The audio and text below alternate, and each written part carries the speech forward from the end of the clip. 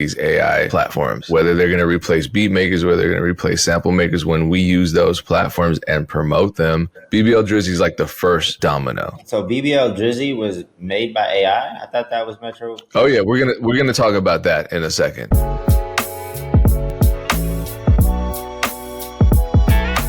So obviously all producers, all beat makers are going to be replaced by AI because that's what the comments section says.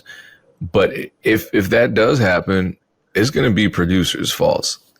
I'm now realizing that. And a lot of people don't realize the producers are the ones promoting these AI platforms, whether they're going to replace beat makers, whether they're going to replace sample makers. When we use those platforms and promote them, essentially that's what we're doing. BBL Drizzy, catchiest song out right now in a lot of people's opinions, my opinion too, but that is a problem. That's part of it. I feel like that's BBL Drizzy is like the first domino, and it's just going to knock a lot of us down from there. And I'll explain why. But a little background information. Erinn and I got cussed out on Twitter. I don't know if you even know that, Erinn, because it was a piece of content that I posted with you in it. It was from an episode where it was at evens, not at odds. So it was just the two of us. But some AI dude was really upset with that particular episode. And it was a hilarious exchange because I think I just responded once or twice, and then he got in his feelings and then disabled, as you can see, he disabled replies. Not that I was going to reply to him anyway, because I have things to do, but he went in.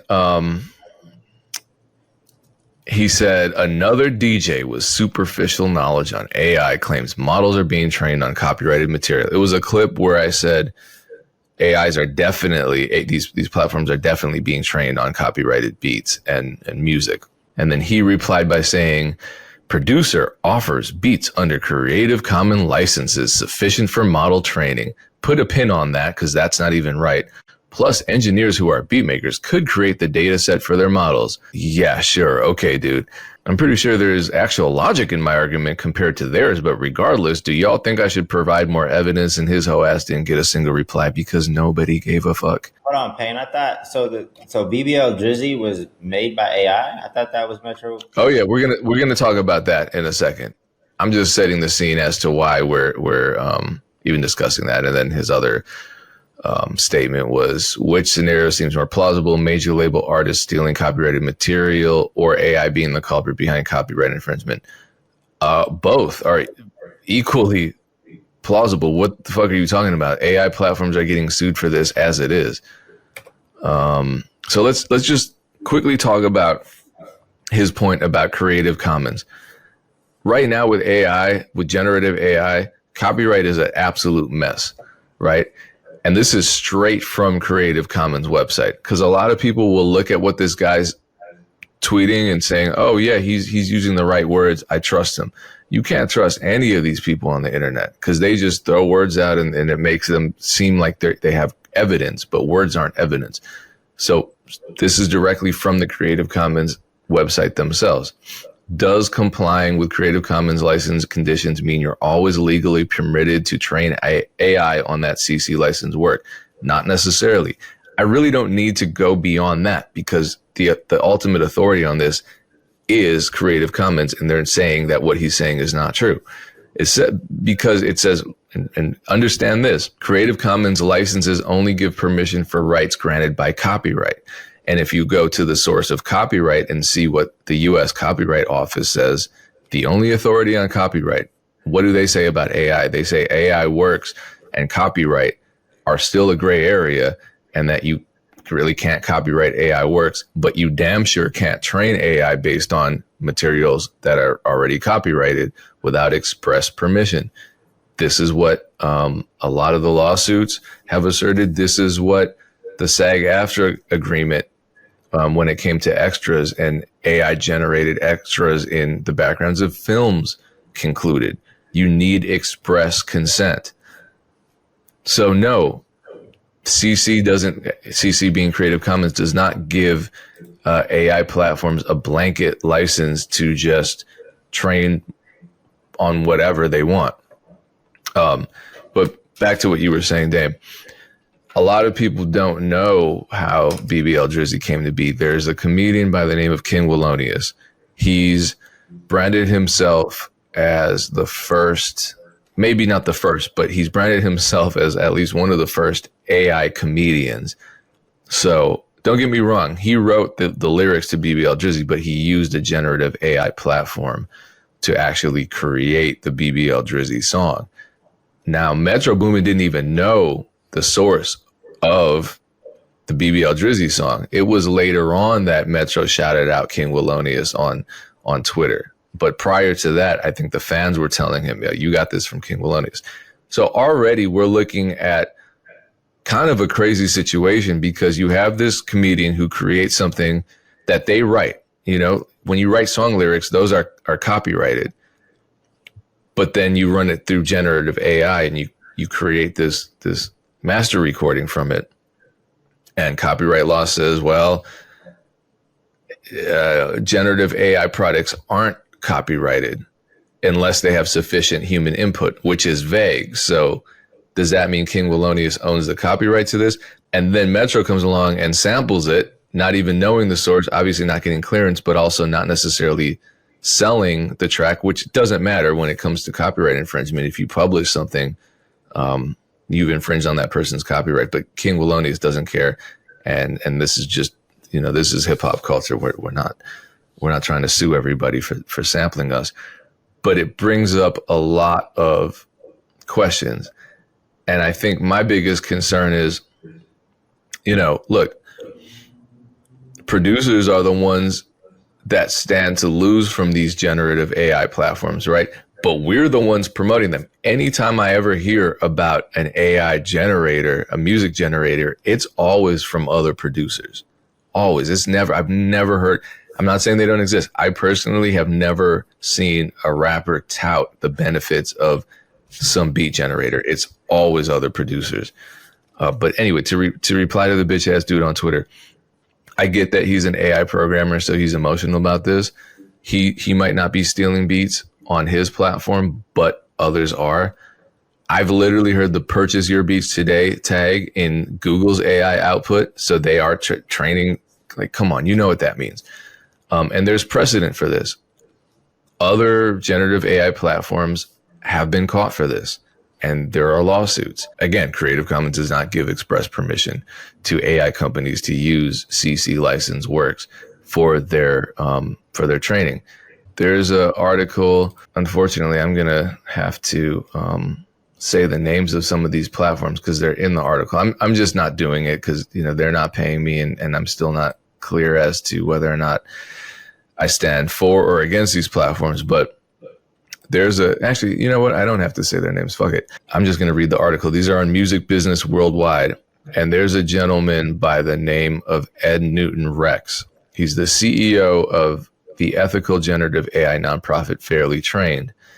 And he has investigated the top 2 generative AI platforms on the internet. And one of them is the platform used to create BBL Drizzy. Now, he wrote 2 separate studies on each of these platforms because they're owned by different companies, and they're different. Their outputs are different. What he found was that, and as a matter of fact, shout out to, remember the lawyer that we disagreed with recently about her stance on splice samples not being licensed for commercial rights? She covered this on her channel. So it'd be great. I need to connect back with her because it'd be great to have her input on it as a music lawyer. So she's already talked about this. But what this article says is there are hints that blank, like many other generative AI companies, may train its models on copyrighted work without permission. Blank has not disclosed what it uses as training data. In a recent piece in Rolling Stone, one of Blank's investors was reported as saying they don't have deals with the labels. Here's what's interesting about that. I can go to one of those platforms right now and type in, make me a song that sounds like Margie Joseph. Make me something that sounds like Millie Jackson. And they'll do it. If I type that into the prompt, make me something that sounds like Kanye West, it'll come out. So if they don't have deals with the labels, what's going on? Here's another article, and like I'm telling you, let me just show you the article a little bit, because it gets deep into musicology, and it's not just a guy's opinion, as the dude on Twitter asserted. He inputted lyrics from ABBA's Dancing Queen and then studied the results and found striking similarities that a musicologist in court may prove copyright infringement from. I mean, read the article. Music Business Worldwide, the name of the article, let me grab the name of the article, is, oh, it says the name. Just look up Ed Newton Rex. I don't want to promote any of these platforms. Just follow Ed Newton Rex and see what he's been finding while investigating these platforms. As I said, I was mystified by Google's AI until my colleague Dreamlife was like, you got to look at this. And now he's 100% anti-AI. And it was when we found that producer tag in one of Google's generated, it was like an Afrobeat instrumental.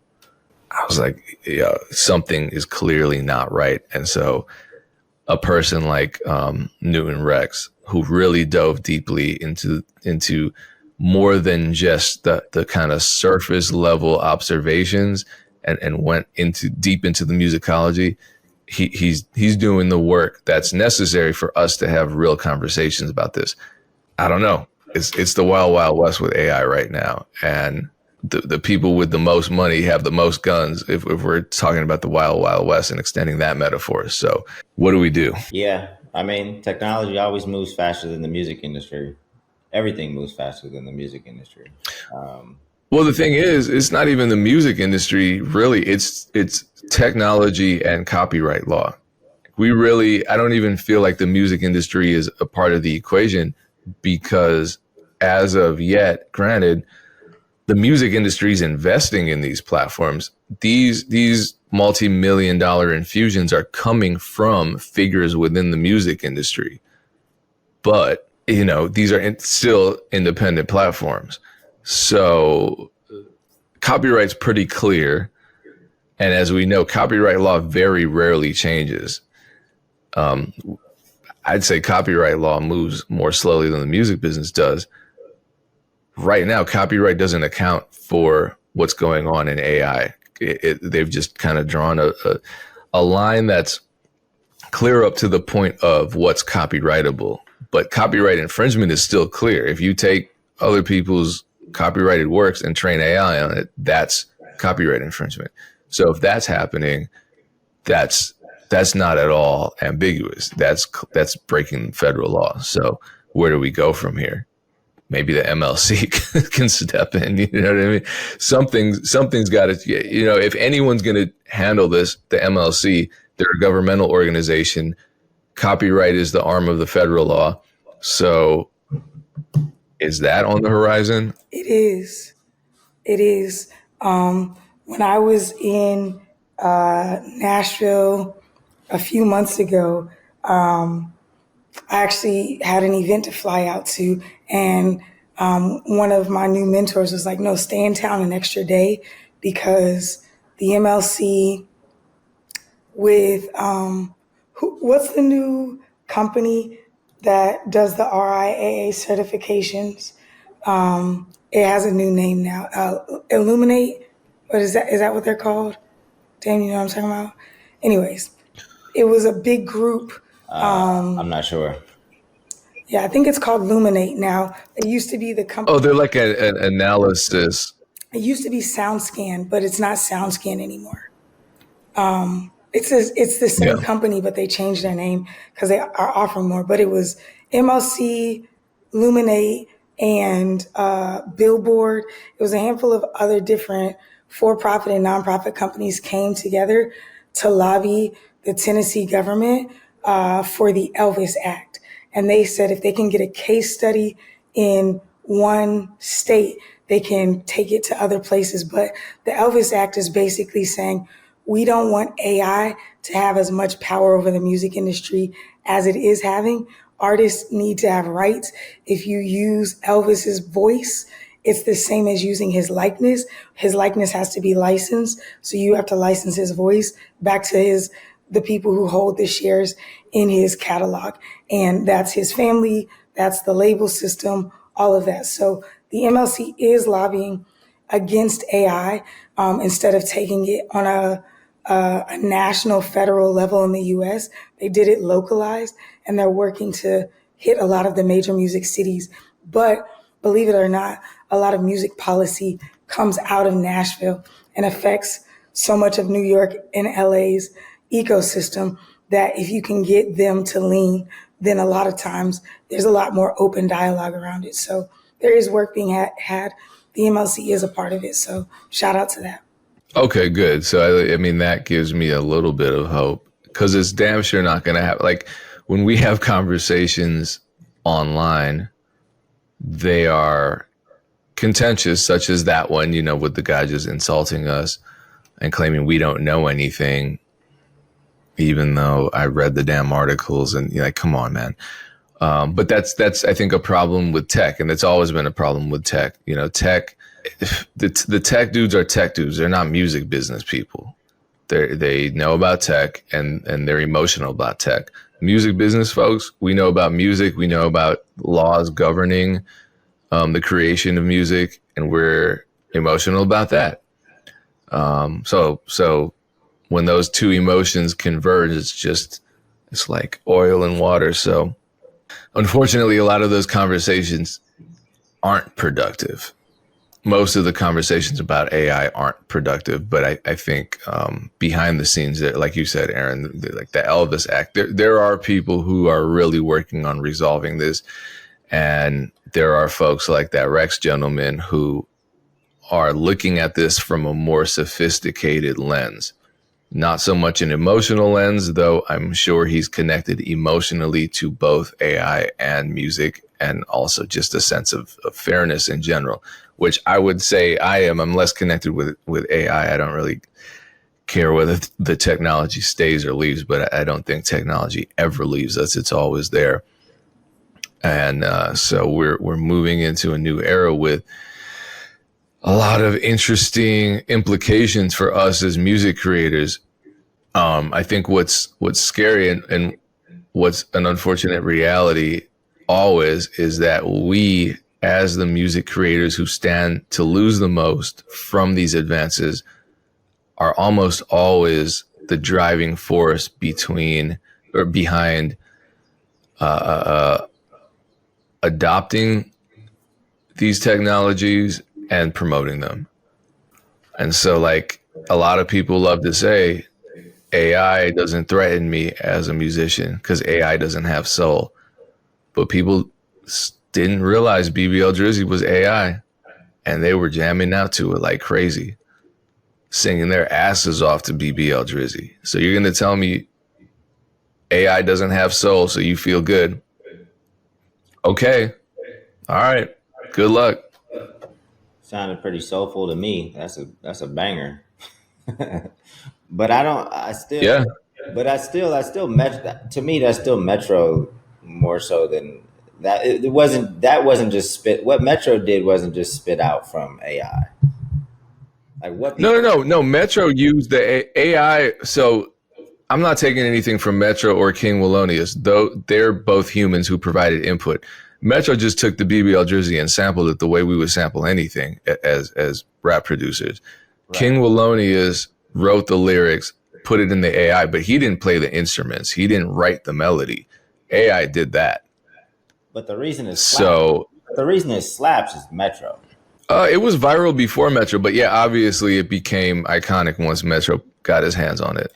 But take away Metro's drums. Does it lose its soul, or are we still singing it, Dame? I have no idea. I'd have to hear it. Probably not. It's fire. You got to hear the original. It's slower. It sounds like because when I was looking up BBL Drizzy for my event, I was just gonna put whoever had released a song on Spotify, and there's a ton. When I was trying to put it on Instagram, post a video, there's so many, and there's King Thelonious' original version, but then there's slower versions of where they sampled his original version. Then there's the one that Metro made, and then all the versions of people who have released Metro's version. But the original is actually really, really, really fire. It has a lot of, I agree with Payne, a ton of soul. The prompt was made by somebody who understands soulful music. And then I think he produced a little bit around it. So this sample isn't just specifically an AI sample, but it's fire. Well, it's the same, but have you heard the Sexy Red? It's comedians who are making these, but they're hilarious. Like it's a meme that they created where it's like, you didn't know that Sexy Red's Pound Town was a cover. And then they play a track that sounds like it could have been like Millie Jackson's unreleased work. And it's Pound Town, but sung through like a 1973 soul lens. Or like there was another one where they Motownified a bunch of newer music. But the fact that you can literally go on these sites and say, all right, I want this to sound like Motown, and if I put in the lyrics to Ski, right? And I said, I want this to sound Motown. It's going to come out sounding Motown. Motown is a proprietary sound, a proprietary name, brand, movement, everything. How the fuck is that not copyright infringement? Sounds good. All right. Yeah, because I got to go somewhere and cry about AI to myself in a dark room. So if you want to drop music before AI takes over, do it now. Go to go to tolost.com and use the code @odds when you sign up. You'll get 3 free months of premium music distribution. You can put your music everywhere. Get on the release radar early. So don't just upload a song and drop it immediately. I don't think, right, Dame? You don't want to do that. But say that again. You say it doesn't. No, it doesn't drop immediately. No, I'm saying don't do that. Like schedule it in advance so you can promote it, get on the release radar. You definitely, no matter what distributor you use, you definitely want to, get everything in the system weeks ahead of time so that you can properly take advantage of all the potential, promotional opportunities. So yeah. Yeah. So free for 3 months. You can get a lot of music up. You can get a lot of music scheduled even beyond that 3-month period. Tolost.com, use the code @odds, ATODDS, and sign up. And we will be back for another episode. More of us getting cussed out on Twitter, more music business crises on the @odds podcast. Peace.